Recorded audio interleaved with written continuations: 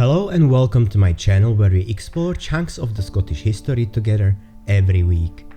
Please subscribe to my channel, leave me a comment or share it with friends. It means a lot. Thank you.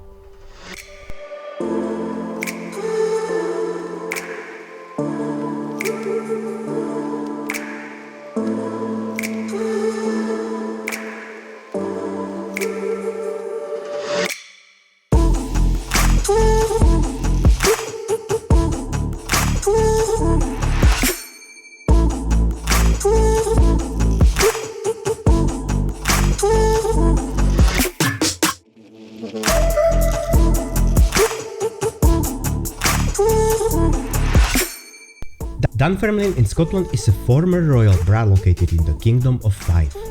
It is well known for its fascinating history of King Malcolm and Queen Margaret.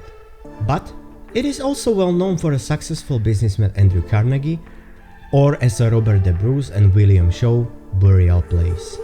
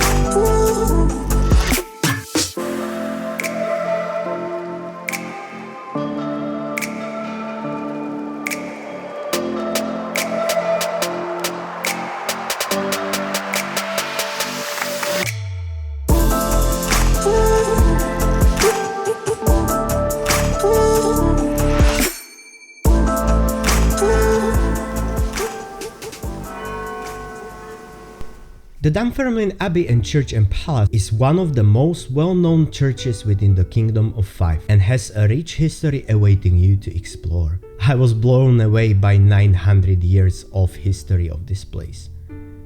The Abbey Church is the centrepiece of Dunfermline, one of the oldest settlements in Scotland and once its proud capital. The history of the Abbey is bonded with the Scotland itself, as Dunfermline was the burial site of the Scottish monarchs before the adoption of the island of Iona, and you will see many reminders and relics there of great Scottish rulers of the past. In the 14th century, Robert the Bruce repaired the abbey following its destruction by Edward I during the Scottish War of Independence, adding the vast monks' refectory. King Robert the Bruce is buried here, and the church tower bears with the words, King Robert the Bruce. In 1560 it was transformed into a royal palace by Queen Iona of Denmark, wife of James VI. Today, Dunfermline Abbey and Palace are managed by Historic Scotland and open for public. Admission is free and donations are appreciated.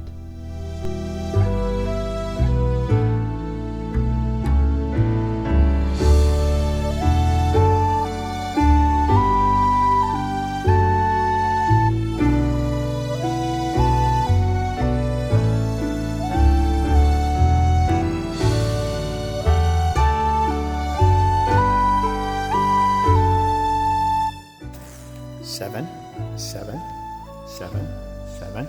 All the pillars are all seven. So what the significance is, I don't know. Nice. Just shows you, nothing's just built. Everything's thought about before the building.